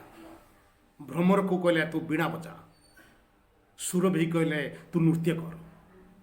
ଏଇ ଶବ୍ଦରେ ତାଙ୍କର ନିଦ ନିଶ୍ଚୟ ଭାଙ୍ଗିବ। କେହି କରିବାନି, ତାଙ୍କୁ ଡିଷ୍ଟର୍ବ କରିବାନି। ଆମେ ଏପଟର ବଜେଇବା। ଆସ୍ତେ ଆସ୍ତେ ନିଦ ତାଙ୍କର ଭାଙ୍ଗିବ। ସେ ଉଠିବେ। ଦେଖ କି ସୁନ୍ଦର ଭାବେ ସକାଳୁ ସକାଳୁ ସୁରୁ ସୁରୁ ପବନ ବହୁଛି। ଶୁଁ ଶୁଁ ଶୁଁ ଶୁଁ ଶବ୍ଦଟା ହେଉଛି। କବି କହୁଛି ନା ଶୁଁ ଶୁଁ ହେଉନି। ପବନକୁ ଉଷା କହିଛନ୍ତି ସେ ଗୀତ ଗାଉଛି। ପୁଣି ଭଁର ଫୁଲରୁ ଫୁଲ ମଧୁସଂଗ୍ରହ କରୁଛି। ସେ କହୁଛି ନା ସେ ଭଁର ବୀଣା ପାନ କରୁଛି। ଟଣଂ ଟଣଂ ଟଣଂ ଟଣଂ ଟଣଂ ଟଣଂ। ବୁଝିଲ? ପୁଣି ସୁରଭି ଯେଉଁ ବାସ୍ନା ଫୁଲର ବାସ୍ନା ଖେଳି ହେଉଛି। ଫୁଲର ବାସ୍ନା ଚାରିଆଡ଼େ ଖେଳି ହେଉଛି। ସେ କହୁଛି ନା ଖେଳୁନି। ଆଉ ନା ସୁରଭି ନର୍ତ୍ତନ କରୁଛି, ନୃତ୍ୟ କରୁଛି। ଥେଇ ତାର କାଟେ ଧରି ତା ଥେଇ ତାର କାଟେ ଧରି ବୁଲି ବୁଲି ବୁଲି ବୁଲି ବୁଲି ଗୀତ ଗାଉଛି। କିନ୍ତୁ ବର୍ତ୍ତମାନ ତମେ କହିବ ସାର୍ ତା ଥେଇ ତାର କାଟେ ଧରି ଆଣିବେ ଝିକି ଝିକା ଝିକି ଝିକା ଝିକି ଝିକା ডিশ ডিশ ডিশ ডিশ পথ ঝিকি ঝিকা ঝিকি ঝিকা ঝিকি ঝিকা না କ'ଣ ହେଇକି ଚାରିଆଡ଼େ ବାଜ ଚାରିଆଡ଼େ ନାଚ କରୁଛି। ସୁରଭି ନୃତ୍ୟନ କରୁଛି। ପୁଣି କ'ଣ କରୁଛି ଆଉ ଦେଖିବା କୁମ୍ଭାଟୁଆ ହୋଇ ଭାଟ ଆରମ୍ଭିଲା ସ୍ତବ ପାଠ। କୁମ୍ଭାଟୁଆ ଚଢ଼େଇ ଭାଟ ବେଶରେ ଆଇଲା। ଭାଟ କିଏ? ଭାଟ କାହା କୁହାଯାଏ? ଭାଟ ହେଉଛି ଚାମଚା ଯାହା କୁହନ୍ତି ସ୍ତୁତି ଗାନ କରନ୍ତି, ସ୍ତବ ପାଠ କରନ୍ତି। ଆଗରୁ ରାଜାଙ୍କ ପାଖରେ କିଛି ଲୋକେ ରହୁଛେ ରାଜାଙ୍କୁ ଟେକି ଖାଲି ସ୍ତୁତି ଗାନ କରୁଥିଲେ। ରାଜା ଦରବାରକୁ ଆସିବା ପୂର୍ବରୁ ସେମାନେ ଡାକ ପକାଉଥିଲେ ଏ ଅଙ୍କେଇ ବୀର ବିକ୍ରମ ଏଦମ ଏ ଆସିଥିଲେ ମହାରାଜା ଆସିଲେ ବିଜୟ ହେଲେ ଡାକ ପକାଉଥିବେ। ସେ ଆସି ପହଞ୍ଚିଲେ। ରାଜା ଆସିଲେ ରାଜାଙ୍କ ପାଖାପାଖି ରାଜାଙ୍କୁ ଟେକି କରିଦେବେ ଆପଣ ବଢ଼ିଆ, ଆପଣ ମହାନୁଭବ, ଆପଣ ମହାବୀର ଏବଂ ମହାପରାକ୍ରମଶାଳୀ ଟେକି କହୁଥିବେ। ରାଜା ଖୁସି ହେଉଥିବେ। ରାଜାଙ୍କ ସ୍ତୁତି ଗାନ କରୁଥିବା ଲୋକକୁ ଭାଟ କୁହାଯାଏ। ସେଇମାନେ ସ୍ତବ ପାଠ କରନ୍ତି, ରାଜାଙ୍କର ସ୍ତବ ପାଠ କରନ୍ତି, ରାଜାଙ୍କ ସ୍ତୁତି ଗାନ କରନ୍ତି। ସେମାନେ ସ୍ତବ କୁହାଯାଏ ଭାଟ। କିନ୍ତୁ ସିଏ ତ ଭାଟ ତଳେ ସ୍ୱାଧୀନତା ପରେ ପରେ ରାଜାଙ୍କ ଯେଉଁ ଚାଲିଗଲା ତେଣୁ ଭାଟ ଯେତେବେଳେ କ'ଣ କରିବେ? ଭାଟ ଚାକିରି ହରାଇଲେ। ସେତେବେଳେ ଭିକ୍ଷାବୃତ୍ତି କଲେ। ଭାଟ କ'ଣ କଲେ ନା ସେତେବେଳେ ସେମାନେ ଏସ୍ସି ଜାତି ହେଇଗଲେ, ହରିଜନ ଜାତି ହେଇଗଲେ। ଭାଟ ନିଜକୁ ଜାତିରେ ହରିଜନ କରିକି ସେମାନେ କ'ଣ କଲେ ନା ଭିକ୍ଷାବୃତ୍ତି କଲେ। କେଉଁଟା ଭିକ୍ଷାବୃତ୍ତି? ଭିକାରୀ ଭଳିଆ ସେ ଡାକିଲେ। ଭିକାରୀ ଭଳିଆ ସ୍ୱତନ୍ତ୍ର। ସେମାନେ ପରିବାରର କଲ୍ୟାଣ କାମନା କଲେ। ଭିକାରୀ ଭିକ ମାଗିବ ନିଜର ସ୍ୱାର୍ଥ ପାଇଁ। ଯଦି ନ ଦେବ ଭିକାରୀ ଗାଳି ଦେବ, ମା ଭିକ ଦିଅ ମା ତେଣୁ କହିଲା କେଉଁଠି ମରୁଛନ୍ତି କିଆଣି କୁଆଡ଼େ ଗଲେ ଏଠିକି ମରୁଚୋରି କରିଦେଇ ଦେଖାଉନା ନା ମୋତେ ଗୋଟେ ଭିକାରୀ ଥରେ ମାଗିଲା କହିଲେ ଏଇ ଦେନ୍ ଟଙ୍କାଟେ ମୁଁ ଟଙ୍କା ନାହିଁ କହିଲେ ନାଇଁ ଯଦି ମୋ ସାଙ୍ଗରେ ଆସୁ ବିକ ମାଗିବୁ ସାମୁକୁ ତ ଯିବୁ ଆଶ୍ଚର୍ଯ୍ୟ ବି କହିଲା ସମସ୍ତେ କହିବେ ଏ ଭିକାଟା ସାଙ୍ଗରେ ପ୍ରାର୍ଥନା କରୁଛ ମୁଁ ଚୁପକିନି ପଳେଇ ଆସିଲି ତେଣୁ ଭିକାରୀ ଗାଳୁ ନ ପାଇଲେ ଗାଳୁ କିନ୍ତୁ ଭାଟ କ'ଣ କରିବ ନା ସେ ସ୍ତୁତି ଗାନ କରିବ ସେ ଗୋଟେ ମଙ୍ଗଳ କାମନା କରିବ ଆମ ସେପଟର ଭଦ୍ରକ ସାଇଡ଼୍ର ଭାଟ ଜାତି ଅଛନ୍ତି ଗୋଟେ ଭାଟ ଆମ ଘରକୁ ଆସେ ମୁଁ କହୁଛି ଶୁଣ ସେ ଡାକିବ ସେରେ ଚାଉଳ ଫାଳେ ନାଉ ଦିଅଣ୍ଡା ବଡ଼ି ଦୁଇଟା ବାଇଗଣ ଦୁଇଟା ଲାଉ ଫାଲୁଆ ଫାଲୁଆ ନାତି ହଉ ଦୀପ ଜଳୁଥାଉ ନାତି ଖେଳୁଥାଉ ଦୀପ ଜଳୁଥାଉ ନାତି ଖେଳୁଥାଉ ସେ ମାଗିବା ଶୈଳୀ ଦେଖ ସେରେ ଚାଉଳ ଫାଳେ ଲାଉ ଦିଅଣ୍ଡା ବଡ଼ି ଦୁଇଟା ବାଇଗଣ ଦୁଇଟା ଆଳୁ ଫାଲୁଆ ଫାଲୁଆ ନାତି ହଉ ଏ ଘରରେ ପୁଅ ହଉ ପୁଣି ପୁଅର ପୁଣି ପୁଅ ହଉ କେମିତି ହୃଷ୍ଟପୃଷ୍ଟ ଫାଲୁଆ ଫାଲୁଆ ମୋଟା ସୁଟା ଏ ଘର ବଂଶନ ଗୁରୁ ପୁଣି ଦୀପ ଜଳୁଥାଉ ନାତି ଖେଳୁଥାଉ ଏ ଘର ସବୁବେଳେ ଉନ୍ନତି ହେଇ ଚାଲୁଥାଉ ଦୀପ ସବୁବେଳେ ଯାଉଥାଉ ଲୋକେର ବଂଶ ବୃଦ୍ଧି ହେଉଥାଉ ନାତି ସବୁବେଳେ ଖେଳୁଥାଉ ଆର୍ଥିକ ଉନ୍ନତି ହେଉଥାଉ କି ସୁନ୍ଦର ମନର ଖୁସି ଆସିବ ସାଙ୍ଗେ ସାଙ୍ଗେ ଦେଇଦେବେ ଚାଉଳ ବଡ଼ି ଫଡ଼ି ଯାହା ଦିଅନ୍ତି ତେଣୁ ଭାଟକୁ ଆମେ ବ୍ରାହ୍ମଣ ହିସାବରେ ମଧ୍ୟ କେତେଜଣ ମାନ୍ୟ କରି ତାଙ୍କୁ ଦିଅନ୍ତି ତ ବିଦାକି ଦିଅନ୍ତି ତେଣୁ ସେଇ ଯେଉଁ ସ୍ତବ ପାଠ କୁମ୍ଭାଟୁଆ ଭାଟ ବେଶରେ ଆସିଲା ଆସି ସ୍ତବ ପାଠ କଲା କ'ଣ ସ୍ତବ ପାଠ ନା ସୀତାଙ୍କର ଗୁଣଗାନ କଲା ତାପରେ ପାଟ ମେଘଦ ବେଶରେ ଆସିଲା କଳିଙ୍ଗ କଜଳପାତି କଳିଙ୍ଗ ମାନେ କଜଳପାତି ପାଟ ମେଘଦ ଶ୍ରେଷ୍ଠ ଭାଟ ବେଶରେ ଆସିପାରୁଛି ପାଟ ମାଗଧ ଶ୍ରେଷ୍ଠ ଭାଟ ବେଶରେ କିଏ ଆସିଛି କଜଳପାତି ପାଟ ବେଶରେ କିଏ ଆସିଛି କୁମ୍ଭାଟ ଚଢ଼େଇ ସ୍ତବ ପାଠ କିଏ କରିଛି କୁମ୍ଭାଟ ଚଢ଼େଇ ପବନ କ'ଣ করছে ସମୀର ଗୀତ ଗାନ ସଙ୍ଗୀତ ଗାଇছে ଗୀତ ଗାନ করছে ভ্রমর বীণা বাদন করছে সুরভি নৃত্য করছে বুঝিলা কথা তারপরে আসবে ললিত মধুরে কহিলা উঠ সতী রাতি রাজ্য রানী রাতি পাইলা ললিত মধুর কহিলা ললিত মানে কোঁল সুর কোঁল মধুর স্বরে মধুর মিঠা স্বর কোঁল মিঠা স্বরে সে কহিলা উঠ সতী রাজ্য রানী রাতি পাইলা বুঝিলা ତାପରେ ଦେଖିବାକୁ ମୋ ସ୍ୱର କରୁନାହିଁ ବର୍ତ୍ତମାନ ଶୀଘ୍ର ପଢ଼ିବାକୁ ଚାହୁଁଛି ବିଷୟଟାକୁ ସାରିବା ପାଇଁ ଯାଉଛି ମୁନିମୁଖ ବେଦସ୍ୱନ ପୂର୍ଣ୍ଣ କଲା ଶ୍ୟାମବନ ଉଠିଲା ଭେଦି ଗଗନ ଉଚ୍ଚ ଓଙ୍କାର ବୈକୁଣ୍ଠେ ଦେଇ ତୃପତି ଅନନ୍ତ ଶ୍ରୁତିକି ଗତି ବିହିଲା କି ସରସ୍ୱତୀ ବୀଣା ଝଙ୍କାର ବେଳୁ ବେଳ ବନ ଉଜ୍ଜଳ ମନ୍ତ୍ର ବଳେ ଜେହ୍ନେ ବଢ଼ି ଆସିଲା ବଳ ମୁନିମୁଖ ବେଦସ୍ୱନ ସାଙ୍ଗେ ଭୋର ହେଇଛି ମୁନିମାନେ ଉଠି ପଡ଼ିଛନ୍ତି ବାଲ୍ମୀକି ଆଶ୍ରମ ମୁନିମାନେ ଉଠୁଛନ୍ତି ବେଦଧ୍ୱନି କରୁଛନ୍ତି ওং ওং এই যে ওং ধ্বনি এই ওঙ্কার ধ্বনি বেদধ্বনি মুনি মানে আর করছি সেই যে ওঙ্কার ধ্বনি সমস্ত তলে একা সাথে କହିଛନ୍ତି শ্যামবর্ণ বন ভিতরে বাল্মীকি আশ্রম বনভূমি পূর্ণ হয়েছে চারিআড়ে খেলি হয়েছে সে শব্দ তারপরে কোণ হচ্ছে মুনিমুখ বেদস্বন বেদধ্বনি স্বন ধ্বনি বেদধ্বনি মুনিমুখରୁ ନିଃସୃତ ବେଦଧ୍ୱନି ପୂର୍ଣ୍ଣ କଲା ଶ୍ୟାମବର୍ଣ୍ଣ ଶ୍ୟାମବର୍ଣ୍ଣକୁ ପୂର୍ଣ୍ଣ କଲା ଭେଦିଲା ଉଠିଲା ଭେଦି ଗଗନ ଉଚ୍ଚ ଓଙ୍କାର ଉଠିଲା ଭେଦି ଭେଦି ମାନେ ପାର୍ଥକ୍ୟ ବା ବିଚ୍ଛେଦ ପାର୍ଥକ୍ୟ ମାନେ ବିଚ୍ଛେଦ ତାମାନେ କ'ଣ ବିଚ୍ଛେଦ ଏ ଶ୍ୟାମବର୍ଣ୍ଣକୁ ବିଚ୍ଛେଦ କରି ଶ୍ୟାମବର୍ଣ୍ଣକୁ ଛାଡ଼ିକି ଶ୍ୟାମବର୍ଣ୍ଣକୁ ତ୍ୟାଗ କରିକି ବାଲ୍ମୀକି ଆଶ୍ରମ ତ୍ୟାଗ କରିକି ଉଠିଲା କେଉଁଠି ଉଠିଲା ଉଚ୍ଚ ଓଙ୍କାର ଶବ୍ଦ ଗଗନକୁ ଉଠିଲା ଗଗନ ଭେଦିରେ ତା ପୂର୍ବ ଗ୍ରାସ ଭେଦି ମାନେ ଛାଡ଼ି ଶ୍ୟାମବନକୁ ଛାଡ଼ି ବିଚ୍ଛେଦ କରିକି ତ୍ୟାଗ କରିକି ଗଗନକୁ ଉଠିଲା ଉଚ୍ଚ ଓଙ୍କାର ଶବ୍ଦ ଗଗନକୁ ଆକାଶ ଉଠିଲା କାହିଁକି ଆକାଶ ଉଠିଲା ଆକାଶ ପଡ଼ିଲା ସାଧାରଣତଃ ଆମେ ସମସ୍ତେ ଜାଣିଛନ୍ତି ସ୍ୱର୍ଗପୁର ମାନେ ଆକାଶରେ ଅଛନ୍ତି ଆକାଶରୁ ସ୍ୱର୍ଗପୁର ଓଙ୍କାର ଧ୍ୱନି କାହା ଉଦ୍ଦେଶ୍ୟରେ ହେଇଛି ବିଷ୍ଣୁଙ୍କ ଉଦ୍ଦେଶ୍ୟରେ ଭଗବାନ ବିଷ୍ଣୁଙ୍କ ଉଦ୍ଦେଶ୍ୟ ଓଙ୍କାର ଧ୍ୱନି ତ ବିଷ୍ଣୁଙ୍କ ଅଛରେ ଉପରେ ତ ତାଙ୍କ ପାଖକୁ ଗଲା କହିଲେ ବୈକୁଣ୍ଠେ ଦେଇ ତୃପତି ଅନନ୍ତ ଶ୍ରୁତି କି ଗତି ବୈକୁଣ୍ଠେ ବୈକୁଣ୍ଠ କିଏ ବିଷ୍ଣୁ ବିଷ୍ଣୁଙ୍କ ପୁର ହେଉଛି ବୈକୁଣ୍ଠପୁର ବିଷ୍ଣୁଙ୍କୁ କୁହାଯାଏ ବୈକୁଣ୍ଠ ବୈକୁଣ୍ଠେ ବିଷ୍ଣୁଙ୍କୁ ତୃପ୍ତି ପ୍ରଦାନ କରି ଅନନ୍ତ ଶ୍ରୁତି କି ଗତି ବିଷ୍ଣୁ ଯେଉଁ ସାପ ଉପରେ ଶୋଇଛନ୍ତି ଯେଉଁ ନାଗ ଉପରେ ଶୋଇଛନ୍ତି ଅନନ୍ତ ନାଗ ନାଗକୁ କୁହାଯାଏ ସାପ କୁହାଯାଏ ଶ୍ରୁତିସ୍ରବା ଶ୍ରୁତିସ୍ରବା ସାପ ସାପର ଅନ୍ୟ ନାଁ ଶ୍ରୁତିସ୍ରବା ତେଣୁ ଅନନ୍ତ ଶ୍ରୁତି ଏ ସ୍ରବାଟା ବୋଧେ କବିଲେ ପଦ ପଡ଼ୁ ହେବନି ବୋଲି କାଟି ଦେଇଛନ୍ତି ତେଣୁ ଅନନ୍ତ ଶ୍ରୁତି ଅନନ୍ତ ନାଗ पाखु गला ऊपर ऊपर उठची ऊपर गला ताक पाखु गला कि तुम बहिर लिहाई अनंत नाग जोटा कि बासुकी नाग माटी तल अच्छे तार पाताल को गला पाताल केमी जीव ऊपर को उठू पुणी तल जीव ना माटी भितर को जीव ना शब्दटा तार अनंत नाग किए ना विष्णु जा जो नाग पर शुई तो फणा टे अच्छे ता पाखु गला बुझल तेर मुनिमुखर वेदध्वनिटा वैकुंठ तृप्ति प्रदान कला विष्णु तृप्ति प्रदान कर अनंत नाग पाखु गला बा जदि अन्य अर्थ ना वैकुंठे तृप्ति प्रदान कला वैकुंठपुर समस्त तृप्ति प्रदान कला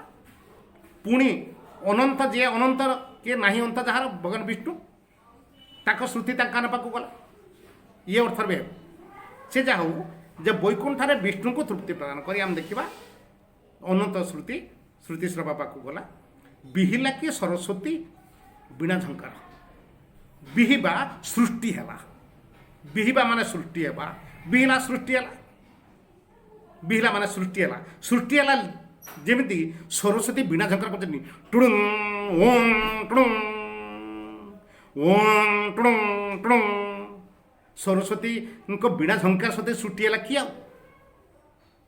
बुझे कौन लगुला सरस्वती का बीणा झंकार सृष्टि है बेलू बेल बन उज्ज्वल मंत्र बल जेने बढ़ी आसला बेलू बेल धीरे धीरे वनभूमि उज्ज्वल होती मंत्र बल जमी बल बढ़ी आसे ठीक से भाई पुणी को देखा एकाले ब्रह्मचारिणी अनुकंप तपस्विनी आसी जनक नंदिनी पासे गंभीरे बोइले उठ वैदेही उषा सुकुमार देही आसी दर्शन दे तोष विधि तमसा रही अनाई कोल कर थरे सुख लभिया एकाले ब्रह्मचारिणी यही समय भोर समय मुझे नुआ बोहू को गोटे नणद हिसाब से जन डाक को आसो तेणु बाल्मीकि आश्रम क्या रखाई देखा तेणु जड़े अविवाहिता ब्रह्मचारी जे ब्रह्मचर्य पालन करथबा अविवाहिता नारी सी हूँ किए तेणु सी कौन कर ब्रह्मचर्य पालन करी जे गुरुकूल शिक्षा आरंभ करे ब्रह्मचारी कहुए ब्रह्मचर्य पालन कर जे गुरुकूल शिक्षा आरंभ करता कहुए ब्रह्मचारी बा ब्रह्मचारिणी तेणु ब्रह्मचारिणी किए अनुकंपा जड़े तपस्विनी सी ब्रह्मचारिणी सी आसी पहुँची कौटी ना सी पाखे आसी पहुँची डाकी उठ केमी आसी ता रूप केमती ना गंभीर रूप सी बाही ना बयस बेसी हेलानी तेणु मनरे खुशी न गंभीर अविवाहिता झील मैंने गंभीर रुहति तेणु से गंभीर अच्छे तेणु गंभीर वयस आसिक जनक नंदिनी के पास पहुँची बोले उठ वैदेही विदेह युक्त अयुक्त स्त्रीलिंगे ई वैदेही ये संबोधन वैदेही हर्षयिका रही न वैदेही दीर्घयिका रहा विदेह राजकन्या विदेह देशर राजकन्या वैदेही ये दीर्घया कथा ये हर्षई अच्छी तो बही हर्षई कहीं ना संबोधन कर उठ वैदेही हे वैदेही उठ उषा सुकुमार देह कार कोमल देह कार उषाकर कि उषा सुकुमार देही लिखाई उषाकर कोमल रूप देह सीतांकर जेहेतु राणी से काम दाम कर हाथ गोड़ सब नरम थी देहता नरम थी अति गेलर बसी बढ़ी रजा झील बढ़ी पुणी राणी होगी गेलर रही सुख सपंद रही तेणु उषा सुकुमार दे किए ना सीता गोटे आसी दर्शन दे तोष विधि मु आसी तुम दर्शन दे तोष संतुष्ट कर मते विधि विधान मते तर सामाजिक नियम अनुसार जड़े तो आसो जड़े तो डाक देखा करने देखा करिया होची नीति नियम विधि होची नीति नियम तेणु जेहेतु देखा करिया आसी किए अनुकंपा सी कहे मुझे आसी दर्शन दे तोष विधि नियम अनुसार विधि मते नियम अनुसार तोष संतुष्ट कर मते दर्शन दे बुझेगा कौन तब कौच पद्मिनी हृदय शिशिर बिंदुरे खर रश्मिर प्रतिबिंब परि वीर राममूर्ति शोक जर्जरित चित्तफलके परिचित्रित हेले आसन उत्थित जानकी सती ନୁମି ଅନୁକମ୍ପା ପୟରେ ବନ୍ଦିଲେ ଉଷାର ପଦ ସବିନୟରେ। ପଦ୍ମିନୀ ହୃଦ ଶିଶିର ବିନ୍ଦୁରେ ଖର ରଶ୍ମିର ପ୍ରତିବିମ୍ବ ପରି ବୀର ରାମ ମୂରତି। ଦେଖଟି ପଦ୍ମିନୀ ହୃଦ ଶିଶିର ବିନ୍ଦୁରେ ଖର ରଶ୍ମିର ପ୍ରତିବିମ୍ବ ପରି। ପଦ୍ମିନୀ ମାନେ ପଦ୍ମ ଫୁଲ, ପଦ୍ମର ହୃଦୟରେ ଶିଶିର ବିନ୍ଦୁ ପଡ଼ିଛି, ରାତିରେ କାକଟୋପା ପଡ଼ିଛି। କାକଟୋପାରେ ଖର ରଶ୍ମି ମାନେ ସୂର୍ଯ୍ୟ। ଖର ମାନେ ପ୍ରଖର, ରଶ୍ମି ମାନେ କିରଣ। କାର ପ୍ରଖର କିରଣ? ନା ସୂର୍ଯ୍ୟ। ନା ଖର ରଶ୍ମି ମାନେ ସୂର୍ଯ୍ୟ। ସୂର୍ଯ୍ୟଙ୍କର ପ୍ରତିବିମ୍ବ ପରି ସେ କାକଟୋପାରେ ସୂର୍ଯ୍ୟ ଦେଖାଉଛନ୍ତି। ପାଣି ଟୋପାରେ ଯେକୌଣସି ଜିନିଷ ପଡ଼ିଥିବ ତାକୁ ଲକ୍ଷ୍ୟ କଲେ ଦେଖାଯିବ, ପ୍ରତିବିମ୍ବ ଦେଖାଯିବ। ସୂର୍ଯ୍ୟଙ୍କ ପ୍ରତିବିମ୍ବ ଦେଖାଉଛି ପରି ଶିଶିର ବିନ୍ଦୁରେ କାର ପ୍ରତିବିମ୍ବ ଦେଖାଉଛି? ସୂର୍ଯ୍ୟଙ୍କର ପ୍ରତିବିମ୍ବ ପରି ବୀର ରାମ ମୂର୍ତ୍ତି। ବୀର ରାମ ମୂର୍ତ୍ତି କୋଉଠି? ନା ଶୋକ ଜର୍ଜରିତ ଚିତ୍ତ ଫଳକେ କରି ଚିତ୍ରିତ। ନିଜର ଶୋକ ଜର୍ଜର, ରାତି ସାରା କାନ୍ଦୁଛନ୍ତି, ଦୁଃଖରେ ଜର୍ଜର ହେଇଛନ୍ତି। ଶୋକ ମାନେ ଦୁଃଖ ଜର୍ଜର ହେଇଛନ୍ତି। ସୀତା ସ୍ୱାମୀ ତାଙ୍କୁ ଛାଡ଼ି ଦେଇଛନ୍ତି। କାହିଁ ଛାଡ଼ି ଦେଇଛନ୍ତି? ରାମଚନ୍ଦ୍ର କାହିଁ ଛାଡ଼ି, ସେ ଜାଣିପାରୁନାହାନ୍ତି କାରଣ କିଛି, ସେ ଜାଣିପାରୁନାହାନ୍ତି। ତ ଦୁଃଖରେ ଦମ କାନ୍ଦି ରାତି ସାରା ପାଇ ଦେଇଛନ୍ତି। ଦୁଃଖ ଜର୍ଜରିତ ଚିତ୍ତ ଫଳ କରେ ମନର ହୃଦୟର ଚିତ୍ରପଟରେ, ମନର ପଟରେ କାହାର ଛବି ଆଙ୍କନ କରିଛନ୍ତି? ସ୍ୱାମୀଙ୍କର। ବୀର ରାମଚନ୍ଦ୍ରଙ୍କ ମୂର୍ତ୍ତି ତାକୁ ଅଙ୍କିତ କରିଛନ୍ତି। ତେଣୁ ସୀତାଙ୍କର ହୃଦୟରେ କାହାର ଛବି ପ୍ରତିଫଳିତ ହେଉଛି? ବୀର ରାମଙ୍କର ମୂର୍ତ୍ତି ପ୍ରତିଫଳିତ ହେଉଛି। ବୁଝିଲ? ହେଲେ ତଥାପି ହେଲେ ହେଉଛି ତଥାପି ମଧ୍ୟ, କିନ୍ତୁ ମାତ୍ର ଡେଠି ହେବ ହେଲେ ହେଉଛି ତଥାପି ଆସନୁ ଉତ୍ଥିତ ଜାନକୀ ସତୀ। ଆସନୁ ନିଜ ଶଯ୍ୟାରୁ ଉଠି ପଡ଼ିଲେ ସତୀ ଜାନକୀ। ନୁମି ଅନୁକମ୍ପା ପୟରେ ବନ୍ଦିଲେ ଉଷାର ପଦ ସବିନରେ। ନୁମି ନମସ୍କାର କଲେ କାର? ଅନୁକମ୍ପା ପୟରେ। ପାଦ ଖୋଲିଦେଲେ, କବାଟ ଖୋଲିଦେଲା କ୍ଷଣି ଗେଟ୍ ହେଇଛନ୍ତି, ଅନୁକମ୍ପା ହେଇଥିଲେ ତା ପାଦରେ ନମସ୍କାର କଲେ। କାହିଁକି? ନା ଅନୁକମ୍ପା ବୟସ୍କା, ପୁଣି ତପସ୍ୱିନୀ ସିଏ। ଯେତେ ବଡ଼ ହେଲେ ମଧ୍ୟ ବ୍ରାହ୍ମଣ ଆମ ଚାହିଁ ଶ୍ରେଷ୍ଠ। ତପସ୍ୱିନୀ ବା ତପସ୍ୱୀ ସିଏ ଶ୍ରେଷ୍ଠ, ସିଏ ପୂଜାର ଯୋଗ୍ୟ। ତେଣୁ ସିଏ ରାଣୀ ହେଲେ ମଧ୍ୟ ତାଙ୍କୁ ସିଏ ପ୍ରଣାମ କଲେ, ନମସ୍କାର କରିଥିଲେ। ନମି ଅନୁକମ୍ପା ପୟରେ, ପୟର ମାନେ ପାଦ, ଅନୁକମ୍ପାଙ୍କ ପାଦରେ ନମି ମାନେ ନମସ୍କାର କଲେ। ବନ୍ଦିଲେ ଉଷାର ପଦ ସବିନରେ। ଉଷାର ପଦକୁ, ତାପରେ ଦେଖିଲେ ଉଷା ଠିଆ ହେଇଛନ୍ତି, ଉଷାର ପଦକୁ ସବିନରେ ବିନୟ ସହକାରେ ବନ୍ଦନା କଲେ, ପାଦ ବନ୍ଦନା କଲେ। ଦେଖ, ତାମାନେ ଆଗରୁ ନାରୀମାନେ ସକାଳୁ ଉଠିଲା କ୍ଷଣି ଦୁଃଖ ରାତିରେ ଥାଏ ସ୍ୱାମୀଙ୍କର ବା ପିଲାମାନଙ୍କର ମଙ୍ଗଳ କାମନା କରିବା ପାଇଁ ସକାଳୁ ଉଠି ସୂର୍ଯ୍ୟ ଦେବତାକୁ ଜୁହାର ହୁଅନ୍ତି, ଠାକୁରଙ୍କୁ ଜୁହାର ହୁଅନ୍ତି। ଶଯ୍ୟା ତ୍ୟାଗ କଲା କ୍ଷଣି ଏବେ ବି ପ୍ରଣାମ କରନ୍ତି। ତ ସେଇ ଅନୁସାରେ ସୀତା ଉଠିକି ପ୍ରଣାମ କରିଛନ୍ତି। ସୂର୍ଯ୍ୟ ନା ପ୍ରଣାମ କରୁନାହାନ୍ତି, ସୂର୍ଯ୍ୟ ଦେବତା ପ୍ରଣାମ କରୁନାହାନ୍ତି, ଠାକୁର ପ୍ରଣାମ, ସେ ଉଷାକୁ ବନ୍ଦନା କରୁଛନ୍ତି। ଦେଖ, ଦୁଇଟା କଥା। କାହାକୁ ନମସ୍କାର କଲେ? ଅନୁକମ୍ପାକୁ। କାହାକୁ ପ୍ରଣାମ କଲେ? କାହାର ପାଦ ବନ୍ଦନା କଲେ? ନା ଉଷାଙ୍କର। ହେଲା, ତାପରେ କଲେ ବୋଇଲେ ତାକୁ ପ୍ରଶଂସି ତୁମେର ତିବିର ବିଧ୍ୱଂସୀ ରବି ଆଗମନ ସଞ୍ଚି ହୋ ସଂସାରେ। ବୋଇଲେ ତାକୁ ପ୍ରଶଂସି, କାହାକୁ ପ୍ରଶଂସା କଲେ? ବୋଇଲେ କହିଲେ କାହାକୁ?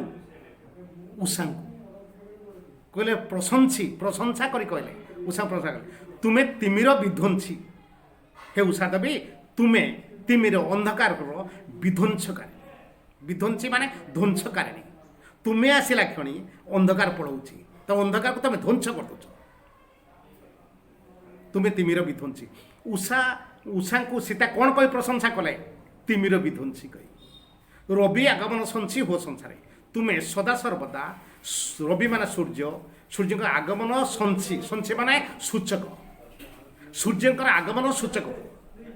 ସୂର୍ଯ୍ୟ ଆସିବା ପୂର୍ବରୁ ତମେ ଆସିଲା କ୍ଷଣି ସମସ୍ତେ ଜାଣିବେ ଆଜି ସୂର୍ଯ୍ୟ ଉଇଁବେ, ସକାଳ ହେବ।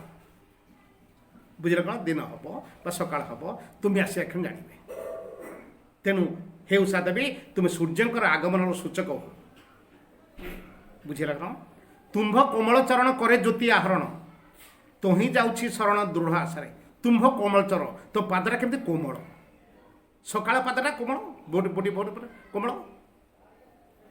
ସୂର୍ଯ୍ୟଙ୍କ ତାପ ନଥାଏ, ମୁଁ କହିଛି ଗ୍ରୀଷ୍ମର ଆଧିକ୍ୟ ନଥାଏ, ସୂର୍ଯ୍ୟଙ୍କ ତାପ ନଥାଏ, କି ଅନ୍ଧକାର ନଥାଏ, ते पूरा भल टाइम मंगल टाइम तेणु से समय उषा देवी को सबू उषा देवी शरीर समस्त सुंदर एकदम पादरा कोमल ते तुम्भ कोमल चरण करे ज्योति आहरण से क्या आहरण कर संग्रह कर आहरण मान संग्रह संचय ग्रहण ते कौन ग्रहण कर सूर्य को ज्योति को सी आसला कणी सूर्य आसने सूर्य ज्योति को से पाद ग्रहण कर तो ही करे ज्योति आहरण करे ज्योति सूर्य ज्योति को ग्रहण तो ही जाऊँगी शरण दृढ़ से तो ही सेठारे कौठारे तुम पादरे उषा देवी तुम पादरे मु दृढ़ आशा नहीं कि मु शरण पशि अच्छी मोर ये मंगलमय हो मो स्वामी मंगल हो एठार मोर जिम भलर कटू मु यही आशा नहीं कि मुझे कटी तुम पादरे मु कौन कर शरण पशि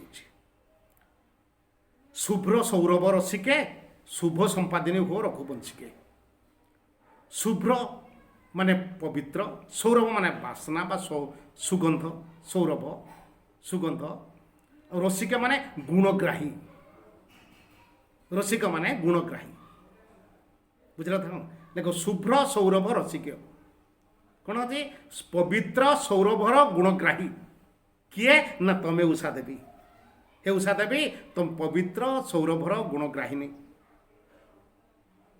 शुभ संपादिनी हो रघुवंशिके तुम शुभ संपादिनी हो क्या प्रति नाम रघुवंशिक रघुवंशिक किए ना रामचंद्र रघुवंशी के कहुई रामचंद्र प्रति तुम शुभ संपादिनी हो उड़िया घर एक बहु हिसाब से उड़िया घर पतिव्रता नारी हिसाब से सी स्वामी मंगल चाहिए स्वामी ठार विच्छेद हो सी स्वामी चंद्र स्वामी मंगल तांको निजर मंगल नुहे से स्वामी स्वामी मंगल नारीटे जमी रोषेबास कर सारापर सबू स्वामी को संतान को सब उजाड़ी दिए निज किसी रखी न था आउ तरकारी अच्छे हंदुची आउ अच्छे हंदुची मना कर मत अच्छे हंदुची कि तापाई सब दे सारे कहीपर कि बुझ ना ना ठीक से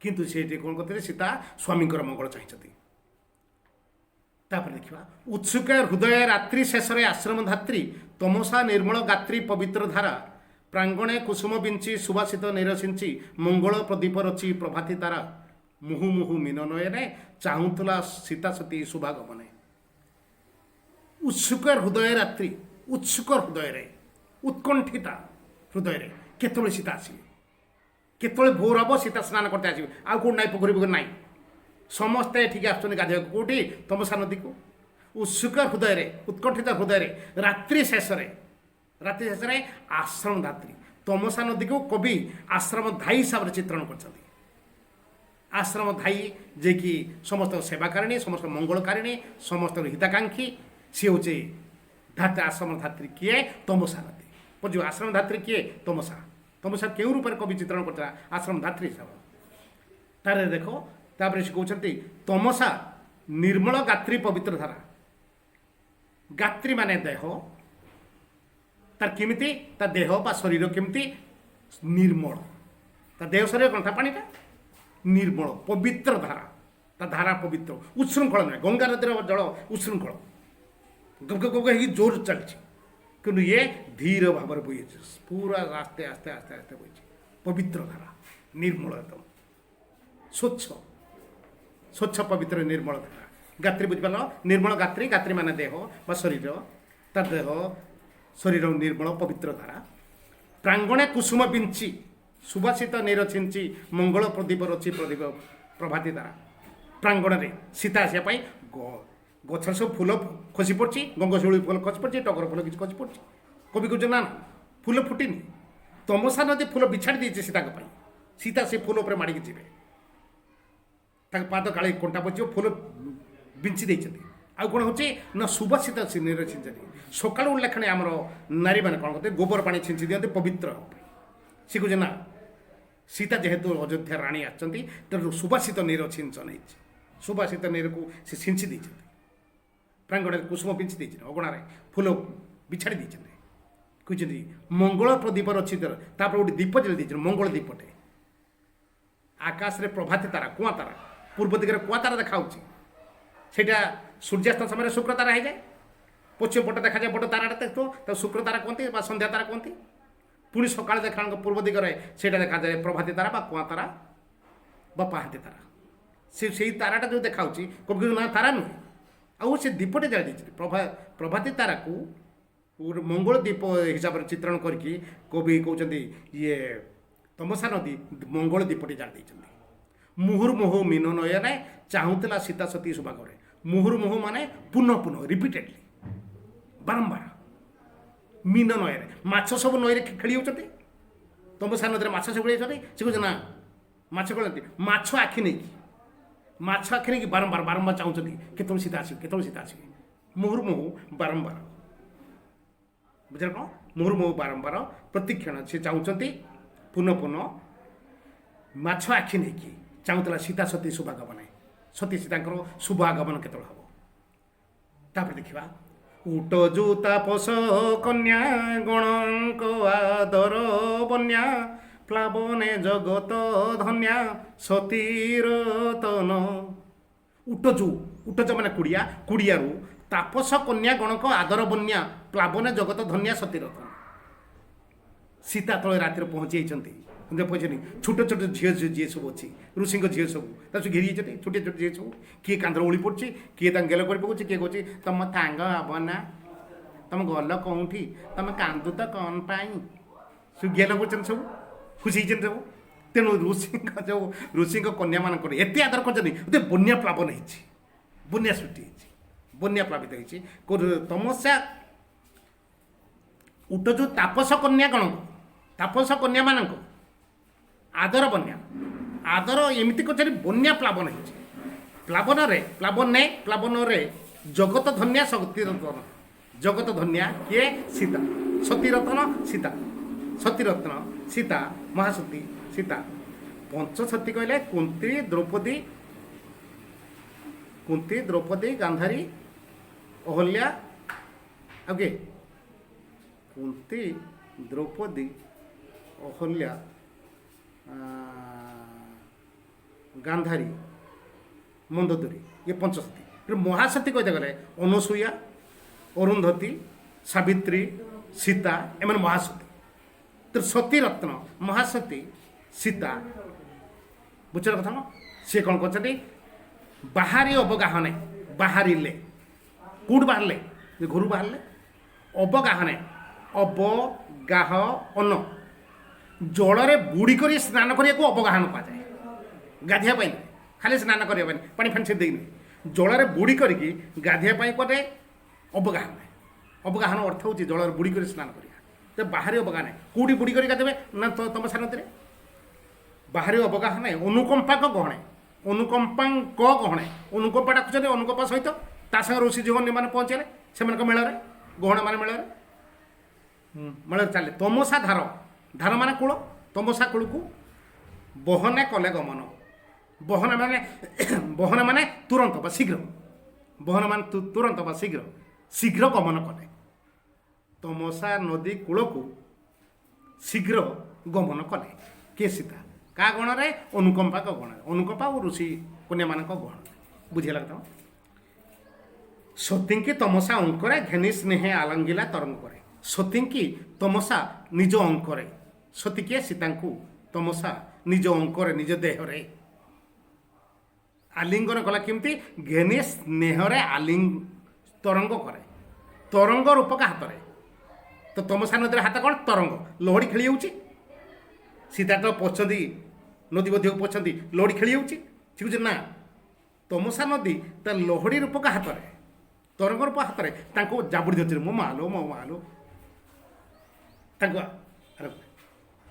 घेनी स्नेहे आलिंगिला तरंग करे स्नेहरे आलिंगन कला स्नेहयुक्त स्निग्ध सुंदर भाव आलिंगन कला तरंग रूपक हाथ में अमृत मधुरे स्वरे भासिला परितोषरे मागो मो मानसरे नथिला आशा करिब अंके बिहार राजलक्ष्मी हृदहार सीता करी परिहार भोग पिपासा भाग्यवती मोते संसारे बोली बेद तो जोगु एका पर संसारे अमृत मधुर स्वरे अमृत स्नेहयुक्त अमृत माने स्नेहयुक्त बा स्निग्ध बा सुंदर तेना स्नेहयुक्त मधुर मिठा स्नेहयुक्त मिठा स्वर रे अमृत मधुर स्वर भासिला परितोषरे भासिला कहला परितोषरे परितोष अ परियुक्त तोषयुक्त परिपसर्ग तोष धातु अप्रत्यय लगला परितोष परितोष माने अतिशय आनंद रे परितोष अतिशय आनंद रे भासिला कहला मागो मो मानसरे नथिला मानो मो मानसरे मो मन टिकी भी आशा नथिला टिकी भी आशा नथिला कोन आशा कि आशा थिला ना करिबो अंके बिहार मो अंकरे मो देहरे बिहार करियो क्रीड़ा करियो बिहार माने क्रीड़ा क्रीड़ा करियो खेलियो कि खेलियो ना राजलक्ष्मी हृदहार सीता राजलक्ष्मी राजलक्ष्मी किए सीता हृदय हार सदृश सीता तर राजलक्ष्मी हृदयार सीता कोरी परिहार भोग पिपासा समस्त भोग समस्त धन संपत्ति को परिहार करी समस्त ऐश्वर्य भोग विलास को परिहार करी आसिके काद पच पच गोड़े पशिके नईरे गाधेबू ये बाथरूम छाड़ देकी बाथरूम रे तुम गीत फीत गायकी डिश डिश नाची नचिकी जो स्नान करवा सी को छाड़ देकी ते सी एसी लगी छाड़ देकी काद पच पच नई गाधे कर टिके भावी नी बुढ़ी बड़ बड़ नदी सब अच्छे सी नदी छाड़ देकी तमसा नदी छोट नदी आज राजलक्ष्मी सीता राज्यर राणी अयोध्यार राणी सीता आसिक स्नान कर टिके भी आसा ना भाग्यवती मते संसारे बोलिबे तो जोगु एका पर संसारे भाग्यवती मते संसारे समस्ते संसारे न मते भाग्यवती कहिबे सौभाग्यवती कहिबे कोन ना तो जोगु बोलिबे तो जोगु एका पर संसारे प्रशंसारे पर संसारे प्रशंसारे समस्ते तो जोगु तो पई मते कहिबे काहे ना तू मो देह स्नान करथिल बोली हे मां सीता तो तुम ये मो देह स्नान कर मत आज भाग्यवती मो भाग्यवती होगा आज तुम जो मुझे भाग्यवती होगले बुझीगला कथा कौन ये है तुम मंगल ओला उषा कविता आज पढ़ा सरीगला पढ़ेदेली कितु ये जो रहा जो मंगल उषा कविता कहीं लिखाई कौन लिखाई कहीं दशम श्रेणी की आसला बुझीपार केतरा कथा पौराणिक कथा जाना पौराणिक कथा जाना झी मैंने पाति पतिव्रता धर्म केमी पालन कर जिते जंजाल हेले केमी तुम स्वामी सहित कोर मंगल चाहब स्वामी उपकार चाहब ताको लक्ष्य कर पुणी जन को जड़ डाकिया को गले धर धर कर डिस्टर्ब करवानी विनय वचन हिसाब एमती करवा सी जी उठब सब लक्ष्य कर सब स्टेप को स्टेप प्रत्येक पाद को लक्ष्य कर केमी कराई समस्त नीति नियम को हिसाब रे रक्षा करी कवि लिखिं केतबले श्रृंखलार बाहर जाइना से हिसाब से समाज घटना को लेकिन तुम मान को चेते देवाई ये सब ये कविता लिखिं तेरे मंगल ओला उषा यहाँ श्रेष्ठ काव्य तपस्विनी जो 11टा पूर्वर 11टा स्वर्गर चतुर्थ स्वर्गर 32टा पदरू प्रथम 10टा पद नहीं जो रचना है बहुत सुंदर भाव रचना है तुम बुझीगल जागली तुमको जो भल लगी था तुम कष्ट शब्द सब सह मुझे तुम जनइली जो भल लगी था सब्सक्राइब कर लाइक कर शेयर कर धन्यवाद।